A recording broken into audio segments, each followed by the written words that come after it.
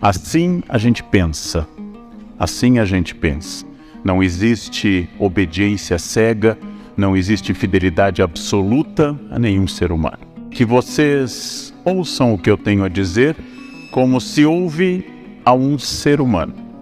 Ou seja, alguém falível, alguém que tem ideias, que não é absoluto, que não é onipotente, que tem ideias do que leu, do que viveu e que cada um pega essas ideias e diga: essa é minha, essa eu vou ficar, essa eu vou produzir.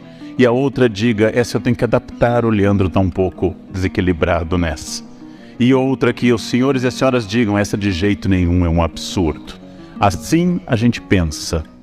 Assim a gente pensa. Não existe obediência cega, não existe fidelidade absoluta a nenhum ser humano, a nenhuma pessoa que tem suas características. Assim nós devemos sempre pensar em relação às coisas. Vivemos um momento atípico. Aqui há muitos jovens que nunca tinham vivido uma crise tão profunda. Mas acreditem no tio, já houve várias. Ouçam o tio, já houve outras crises. Eu tenho uma experiência de 35 anos de magistério, sou tão antigo que dei aulas de moral e cívica e USPB. Os senhores terem uma ideia, alguns aqui devem ter tido aula de moral e cívica e USPB. Eu dei aula de moral e cívica e USPB. Sei todos os hinos, a letra de todos os hinos, bandeira, república e assim por diante. A crise atual é importante, a crise é significativa, mas é muito importante dizer que o grosso da crise econômica começou a passar, o grosso da crise econômica está se afastando, mas a crise moral e a crise ética ainda é muito intensa. Eu cresci ouvindo do meu pai e da minha mãe: estude para ser alguém, seja honesto. Hoje é difícil dizer essas coisas, porque tanta gente que não é ninguém chegou longe, tanta gente desonesta está no topo, há tantos canalhas nos governando, que a gente fica muito impressionado com as coisas. Então, é um momento específico, é um momento difícil, a crise está terminando, mas o quadro político está instável e, infelizmente, devo profetizar, o ano que vem não será fácil. A polarização vai continuar, o Face e as outras redes sociais vão continuar sendo uma arena de luta em que todas as opiniões são atacadas. E aí eu começo dando um primeiro conselho que não é filosófico, nem histórico. Eu dou um conselho absolutamente da minha avó, uma imigrante alemã que passou a vida inteira quase no Brasil. Não toquem tambor para maluco dançar. Não toquem tambor para maluco dançar. Quando alguém começar a berrar, a adjetivar com os olhos irritados, vão se afastando lentamente, concordem, tenham reações bovinas, e saiam correndo, Não discutam com pessoas perturbadas. Não discutam com pessoas perturbadas. É perda de tempo, perda absoluta de tempo. Então, nesse quadro político instável de ódios, evitem o ódio, não cultivem o ódio. O ódio vem às pessoas, não compartilhem. Há um conselho que eu ouvi na Ásia de um budista que dizia: o ódio é um veneno que só funciona se você beber. Se você precisa aceitar o ódio do outro. Afastem-se disso, porque tem tanta gente interessante, tem tanta gente desafiadora, que as nossas dúvidas têm que ser de várias ordens. Nossas dúvidas são lícitas, são boas, mas nossas dúvidas não podem ser longe da ética, não podem ser longe de princípios. E como eu digo aos jovens professores que eu formo na Unicamp, um conselho que eu escrevi no livro Conversa com um Jovem Professor: é muito importante que em uma sala de aula exista ao menos um adulto. É bom que esse adulto seja o professor. É muito importante que num ambiente, por mais que tenha gente brigando, destruindo e gritando, que eu redobre a minha capacidade de ser pacífico. Esse é o primeiro ponto no momento que nós estamos vivendo. O mundo está em transformação. Essa transformação sempre ocorreu, mas ela se acelerou. Quando meu pai se formou em Direito em 59 na Universidade Federal de Porto Alegre, ele nunca mais fez outro curso de atualização. Ele nunca fez MBA, ele nunca foi em busca de outro curso, porque naquela época as pessoas se formavam e assim ficava. O tempo era um tempo repetitivo. Hoje isso não é mais verdade. Hoje, se você já está formado, tem necessidade de mais cursos, de mais atualização. Aquela época passou. A velocidade da transformação está tão grande, darei exemplos do que seria uma espécie de filosofia de um grego chamado Heráclito, que confiava e dizia que tudo era movimento, pantarrei em grego, tudo move, tudo se move, tudo se transforma, todas as coisas se transformam. Por exemplo, os celulares que as senhoras e os senhores têm nas mãos, eles são a síntese de toda a memória da humanidade. Todas as coisas que nós já produzimos como espécie humana estão lá. Todas as poesias, todas as obras de arte, todas as músicas estão ao nosso alcance. Isso é uma revolução. Isso é uma radicalização da Revolução de Gutenberg. Isso é a radicalização da imprensa. Nós capilarizamos, atomizamos o conhecimento. Quando eu era criança, os jovens não têm ideia disso. A professora mandava a gente pesquisar, a gente ia à Barça, Enciclopédia Barça, e copiava, só tinha essa fonte. Nas famílias muito ricas havia Britânica, mas só tinha essa fonte.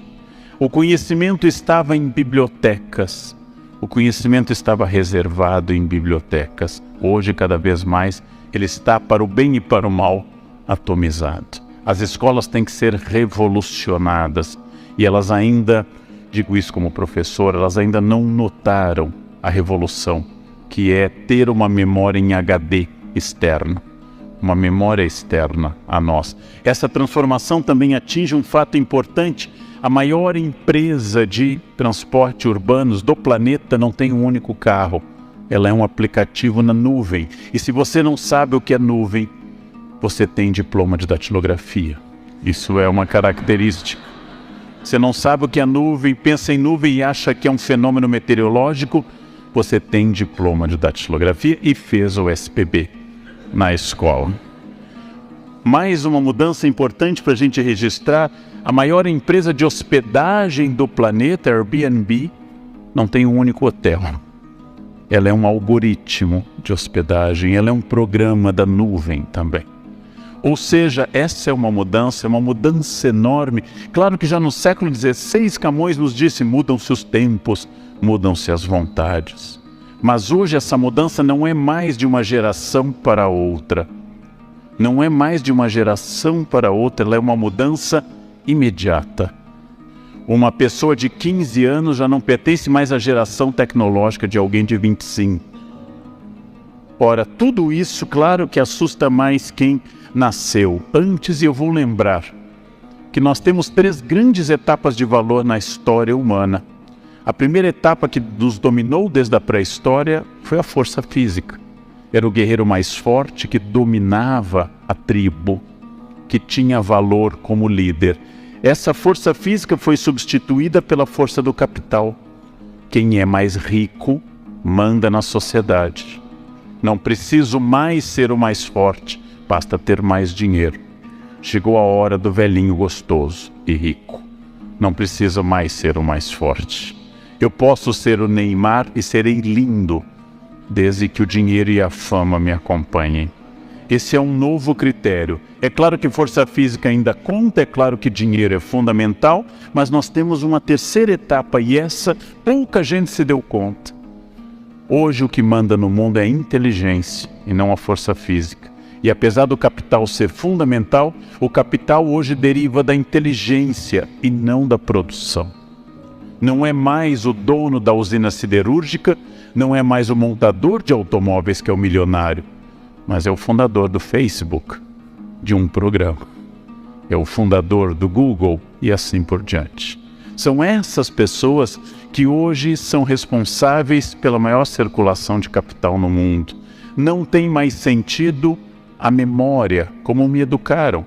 Quando eu era criança, decorávamos que o Brasil tinha 8.511.965 km². Nossas professoras, eu fiz um colégio interiorano, católico alemão no Rio Grande do Sul, ficavam felizes que nós soubéssemos que o Novo Testamento tinha 27 livros, 4 evangelhos, 1 Atos dos Apóstolos, 14 cartas de Paulo, um conjunto de cartas católicas e um Apocalipse. E aí nós tínhamos uma fé sólida, porque nós tínhamos memória. E essa memória, ela é importante. A memória é uma coisa importante, porém, o que hoje determina não é a memória, a primeira instância da inteligência, mas o que eu crio a partir da memória, que é a inteligência. Antes era culto, quem soubesse que a capital da Mongólia era o Ulaanbaatar, o do Nepal era Katmandu, quem soubesse que Lagos era a maior cidade da Nigéria, que o rio Congo era o único rio que atravessava o Equador 2 vezes. Nossa, que pessoa culta. Hoje isso está no Google. Isso está no Google, você não precisa mais decorar isso. Você decora se quiser, mas hoje a inteligência nos libertou da memória. E isso é fundamental. Memória entendida na filosofia clássica como uma das instâncias da alma para Aristóteles. Memória entendida como um dom do Espírito Santo. Memória entendida como uma série de valores, mas hoje apenas o primeiro passo para a criação, para a inteligência, para aquilo que você pode fazer como iniciativa e criatividade. E isso é muito importante, porque isso vai revolucionar a maneira de eu ensinar crianças e jovens. Ou seja, não mais para repetição, não mais para o padrão, mas para a criação. Se eu quiser que eles sejam cada vez mais pessoas que possam se adaptar à mudança. E é difícil. E por que é difícil me adaptar à mudança? Porque o primeiro limite é aquilo que eu, mais velho, valorizo, que é a tradição. Ora, por que é que o cérebro humano valoriza a tradição? Porque o cérebro humano é uma máquina eficaz, que gosta de economizar energia. E a economia dessa energia é fundamental porque ela significa que o cérebro não quer fazer ações desnecessárias. O cérebro é uma máquina eficaz. Sempre foi assim. Assim foi desde o começo. Ora, era muito interessante quando eu questionava, eu fiz música também, uma professora que nos dava, por exemplo, canto gregoriano, uma velha senhora, uma freira alemã, que dizia, você tem que aprender o modo frígio, você tem que aprender o modo dórico, você tem que aprender a ler em clave de dó. E a gente, mas por que, irmã Heloísa?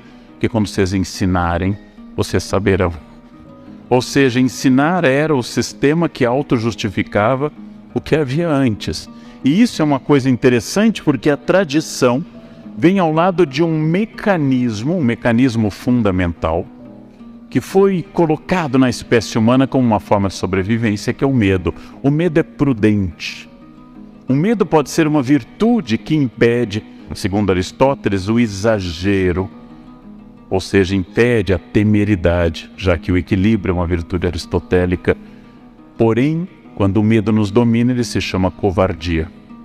Eu valorizo muito um aluno que no doutorado vai fazer um seminário, como fizeram terça-feira, sobre a obra que eu estou analisando, e aí ele tem medo, ele treme, mas ele enfrenta e faz. Eu valorizo muito quem domina seus medos, quem tem medo de voar e voa, quem tem medo de casar e casa. Eu valorizo quem enfrenta o medo. Mas veja, nós, seres humanos, somos descendentes de covardes. Quando nossos ancestrais chegaram à porta da caverna, uns disseram, vão na frente, vão na frente. Vamos ver se no fundo da caverna há animais. Os que foram na frente morreram. Os que ficaram na porta da caverna prudentemente ou com medo são nossos ancestrais. Nós somos descendentes de pessoas prudentes. Bem, o excesso de medo, o medo dominando, chama-se covardia. A genética é uma coisa importante. Há pouco, num debate para um livro, uma autoridade me disse, talvez a gente tenha apenas 5% de liberdade, o resto é genética. Eu não sei o número exato, eu não tenho capacidade de pensar nesse número, porém, 5% é bastante. As abelhas têm 0. As abelhas são exclusivamente guiadas pela genética. Nenhuma abelha amanhece republicana. Nenhuma abelha vai, vamos derrubar essa rainha que não faz nada. Nenhum leão pode se tornar vegano. Ele não pode amanhecer, chega de maltratar as zebras, vamos sentar na selva em plena harmonia comendo queijo tofu. Não é permitido ao leão isso. Não é permitido ao leão isso. Os seres animais tidos como irracionais seguem um código genético. Nós somos livres. O livre-arbítrio é uma profunda característica da humanidade. Pensei nisso de uma forma trágica. Eu vou a São Paulo, à Sala São Paulo, escutar concertos quase toda semana, e para isso eu atravesso uma tragédia humana, que é a Cracolândia. É uma tragédia humana. Seres humanos iguais a mim em dignidade e direitos um dia foram lá. Um dia olharam para aquelas pessoas que abriram mão do seu livre-arbítrio e abriram mão voluntariamente da sua dignidade, compraram uma pedra de crack, fumaram e se destruíram. Esse é o grau mais radical de liberdade humana. Ou seja, eu sou livre inclusive para me destruir.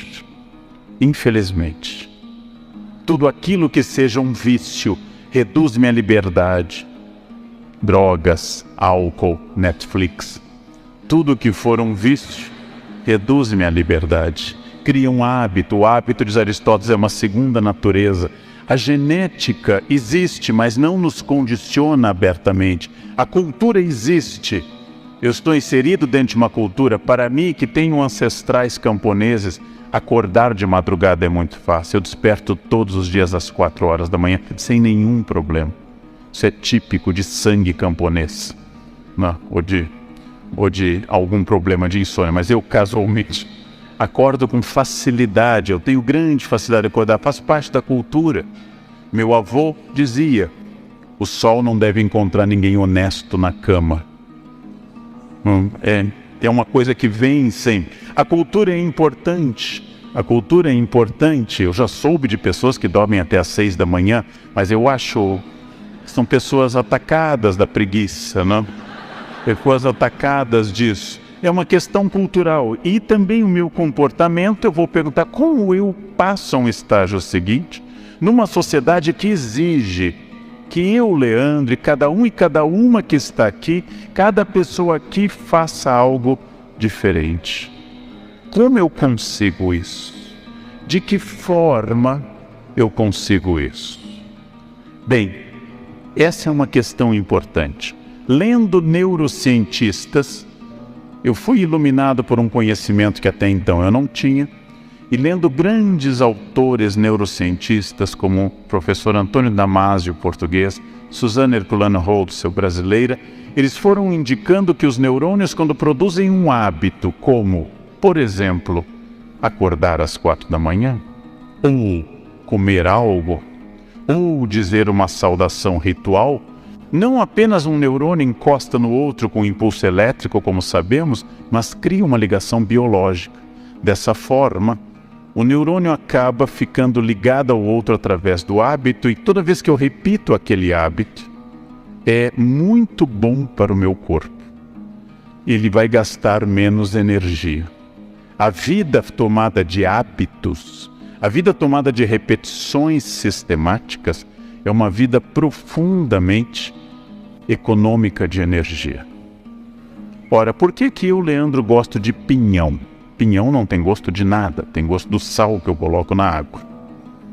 Porque eu, Leandro, na infância comia pinhão, e pinhão associa ao inverno, a fogão a lenha e ao gosto do inverno e da infância. Por que eu gosto das músicas da minha infância, a parte da minha formação em música clássica? Por que eu gosto de Legião Urbana? Porque eu considero Legião Urbana melhor que Wesley Safadão. Eu, Leandro. Mas lembro que meu pai considerava Lupicínio Rodrigues superior a Renato Russo. E provavelmente meu avô consideraria Zequinha de Abreu ou Chiquinha Gonzaga superiores a Lupicínio. Porque nós gostamos daquilo que nos remete à zona de segurança. Nós gostamos daquilo que nos remete ao que o neurônio já fez. É profundamente confortante para o corpo o hábito. Quem acorda sempre na mesma hora, quem deita sempre na mesma hora, quem come sempre na mesma hora, quem come mais ou menos as mesmas coisas, quem faz mais ou menos as mesmas coisas, produz sobre o corpo e sobre o cérebro um efeito bastante profundo de método, de ordem. E o neurônio gosta disso. E nós nos inserimos nessa ordem. Ora, essa ordem não é boa nem ruim, apenas ela é uma ordem. E ela é absolutamente biológica e produz a zona de conforto. O mundo da minha avó e da avó dos senhores tinha forma. Talvez o mundo das mães talvez ainda tivesse forma. O mundo de hoje não tem forma.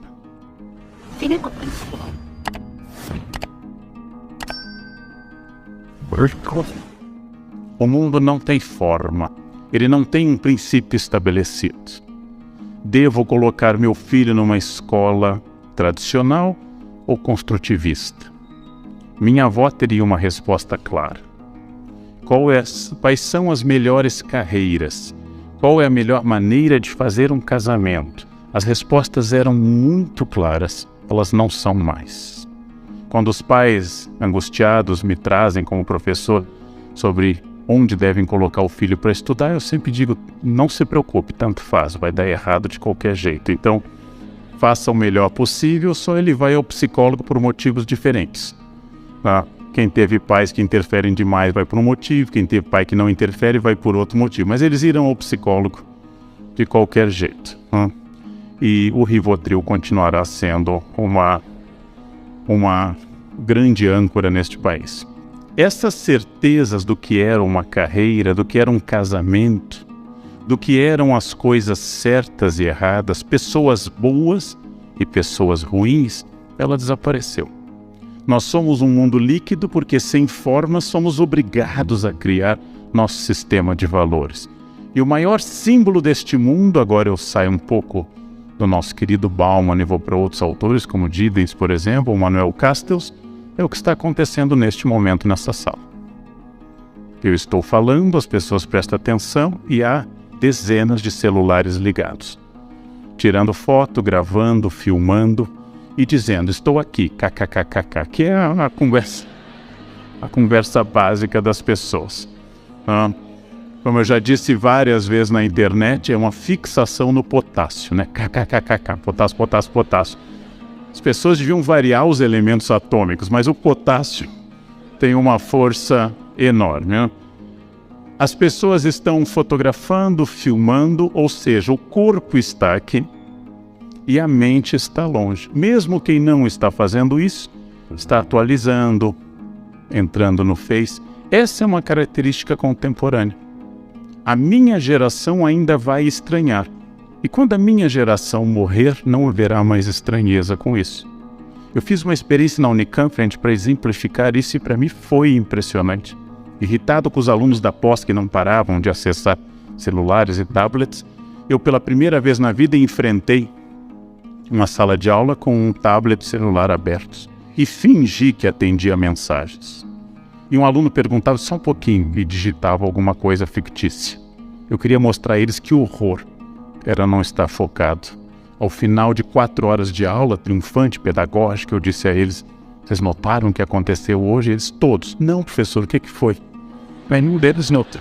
O que significa isso? Quem ainda gosta de foco é velho. É isso. Essa ideia de foco é uma ideia de um mundo mais tradicional. Marx, em 1848, no Manifesto do Partido Comunista, dizia que o nosso mundo entrou numa fase, 1848, onde tudo que é sólido desmancha no ar.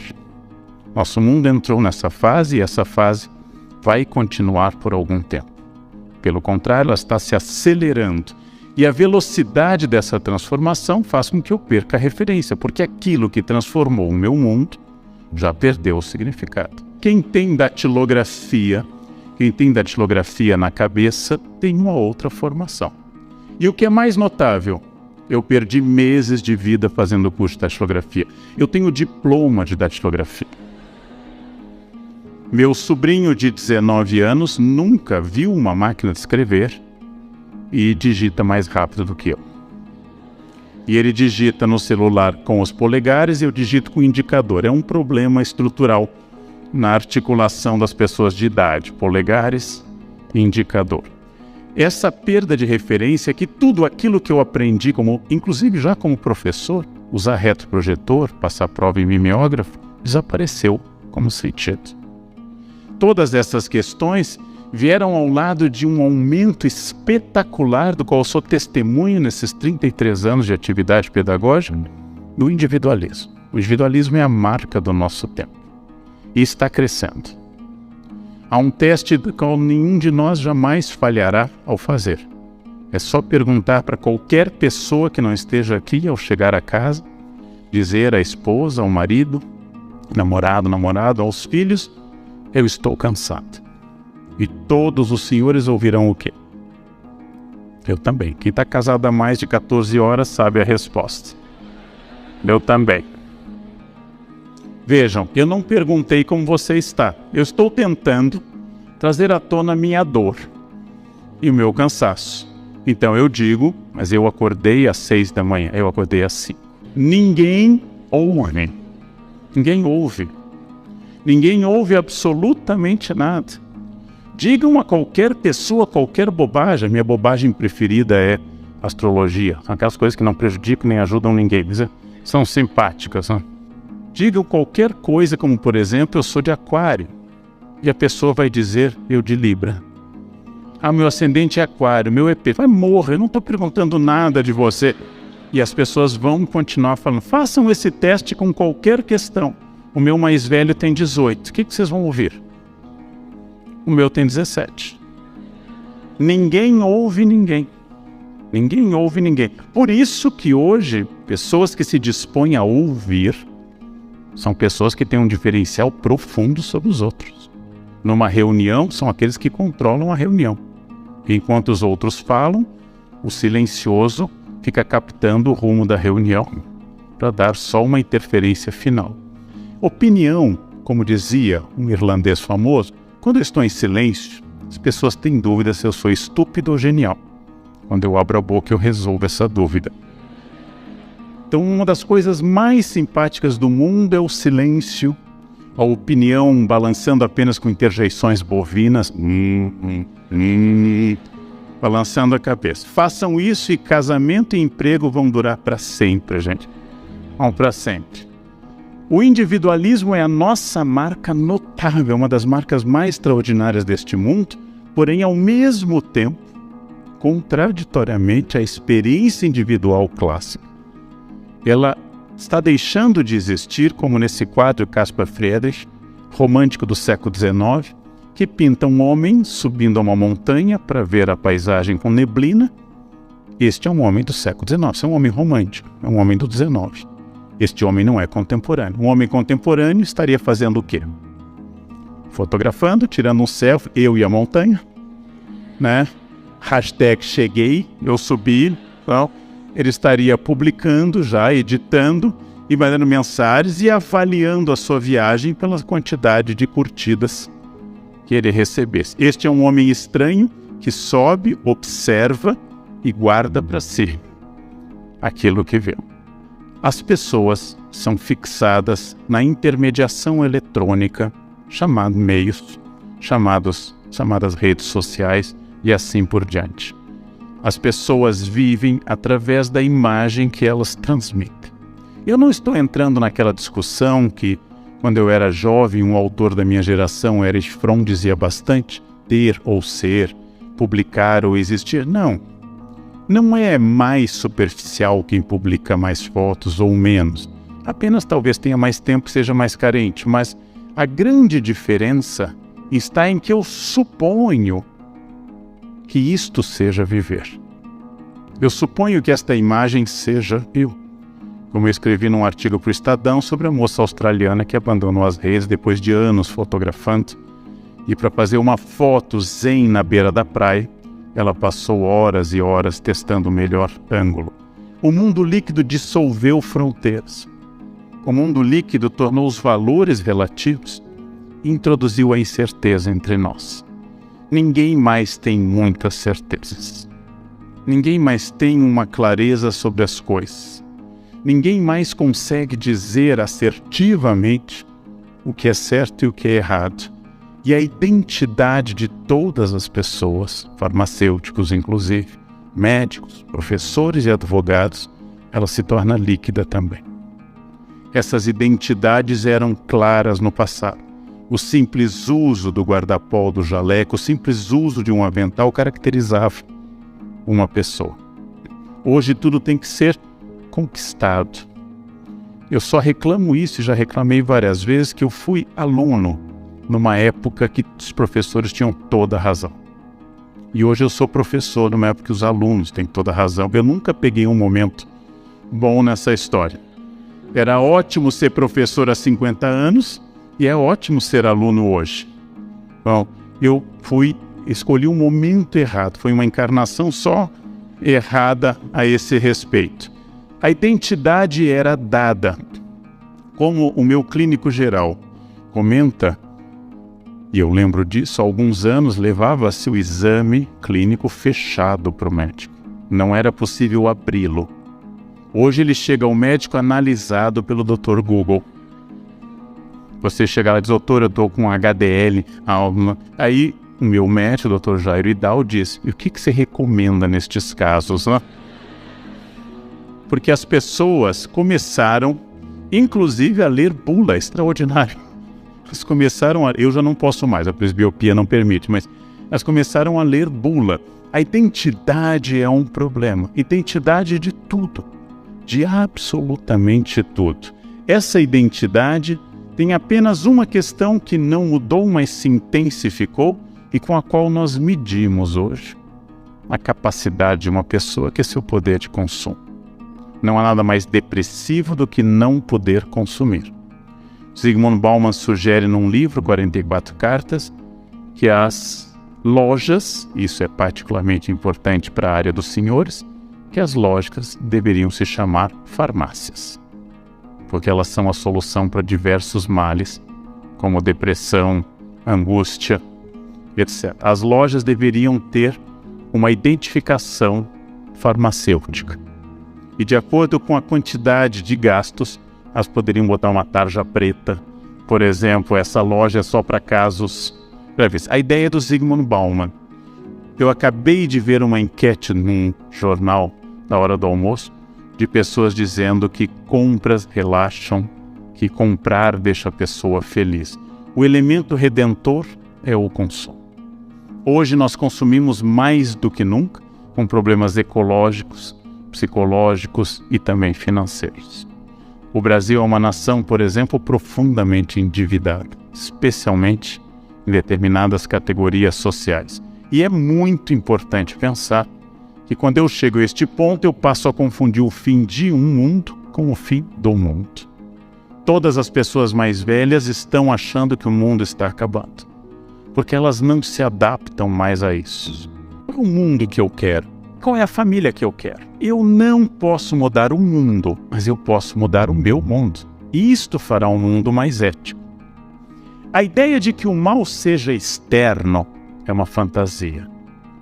Lembrem que quando os aviões, em função do 11 de setembro de 2001, decidiram blindar com aço a porta dos pilotos para impedir que terroristas invadissem aquele espaço, como aconteceu tragicamente, eles fizeram isso e isso provocou que um alemão depressivo jogasse, porque não dá para arrombar aquela porta.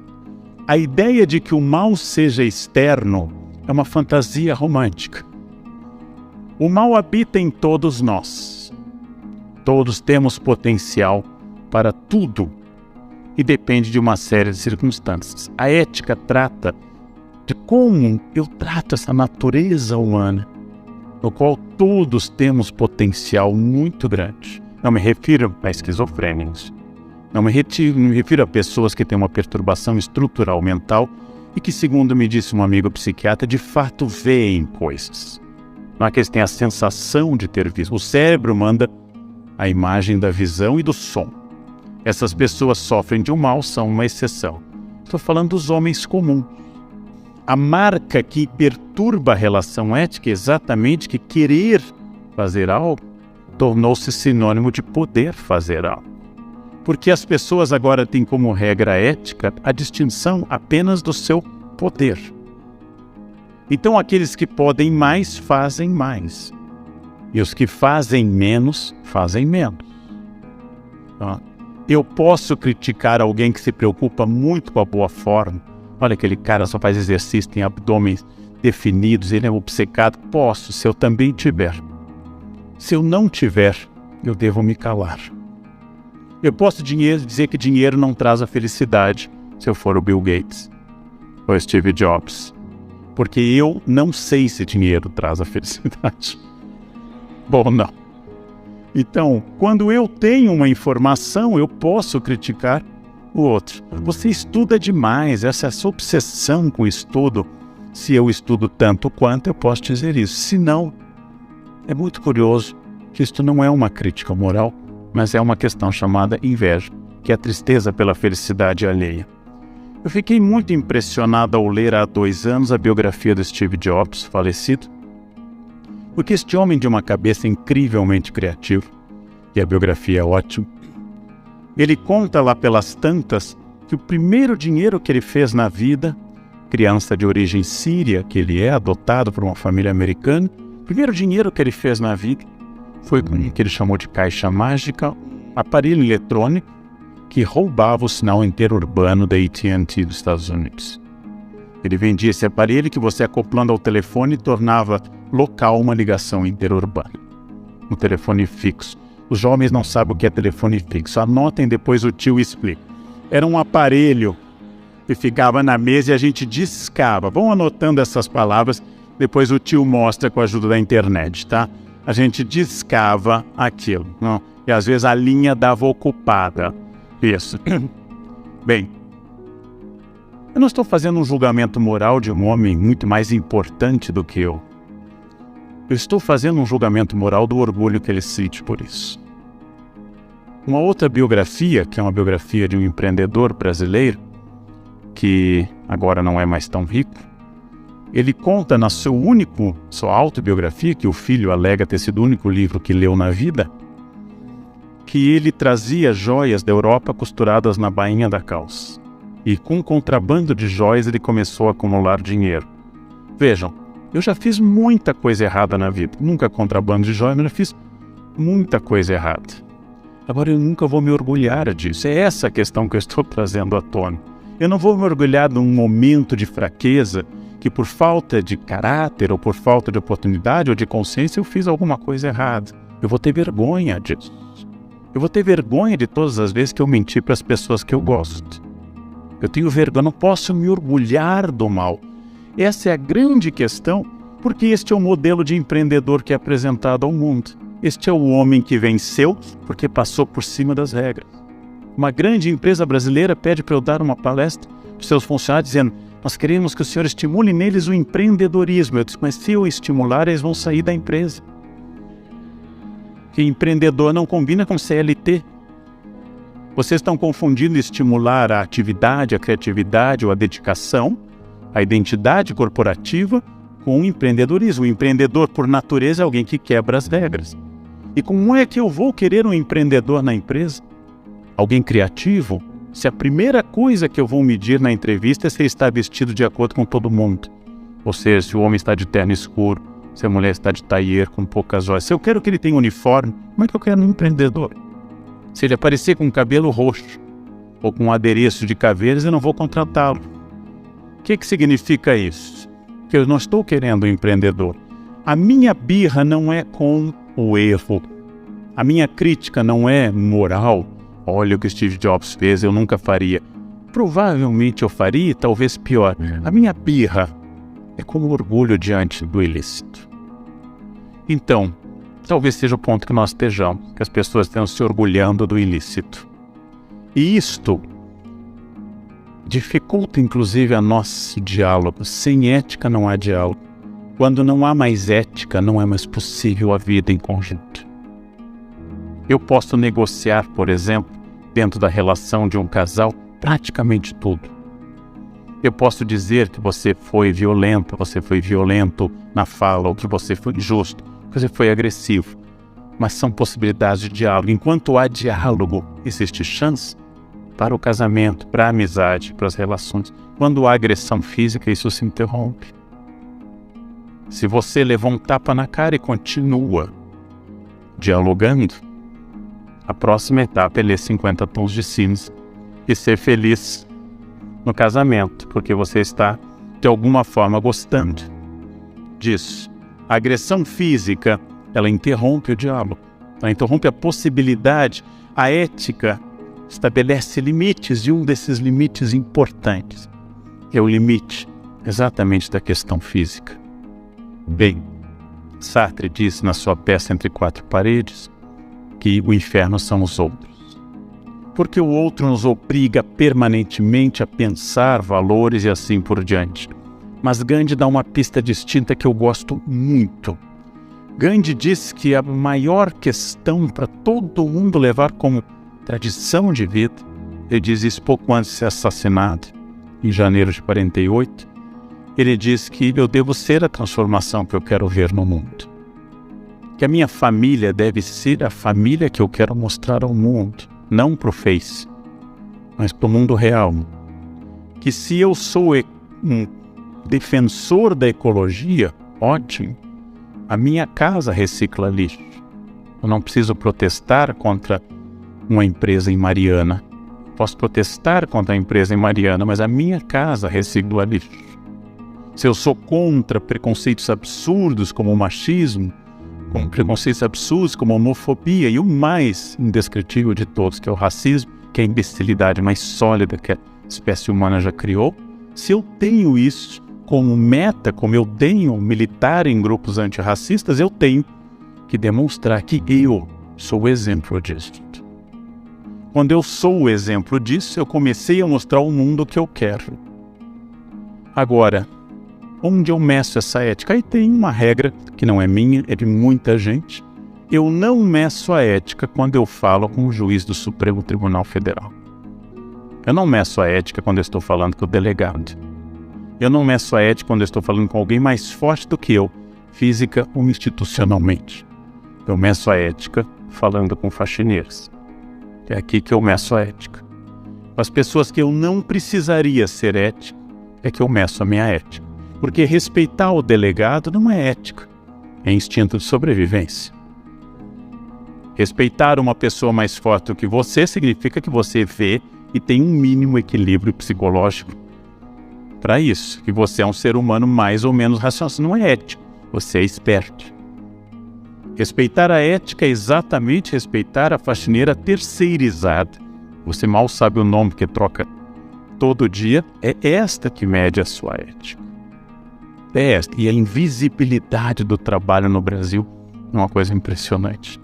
Há uma experiência na USP que muitos senhores devem ter visto, de um rapaz no 5º ano de psicologia, 10º semestre, que a Folha de São Paulo publicou, que decidiu no 10º semestre fazer um experimento psicológico.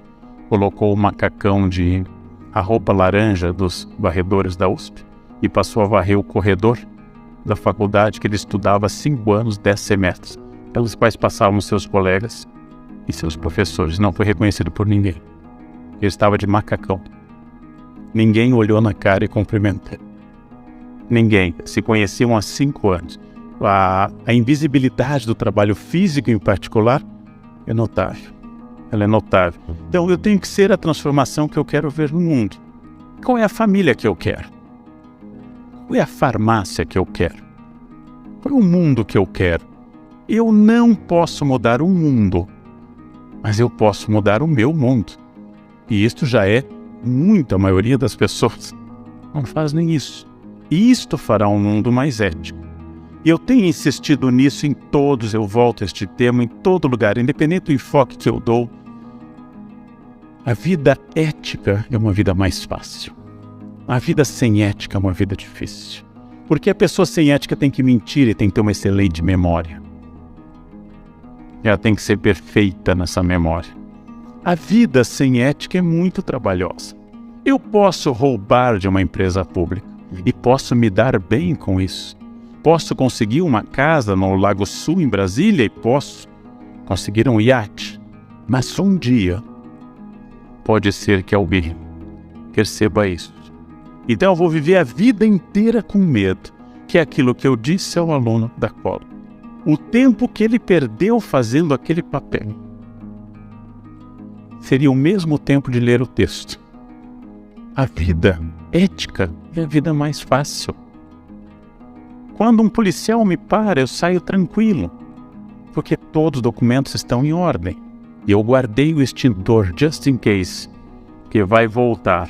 É um conselho que eu dou às pessoas, nunca joguem fora. Eu tenho também o kit de primeiros socorros, porque um dia pode voltar.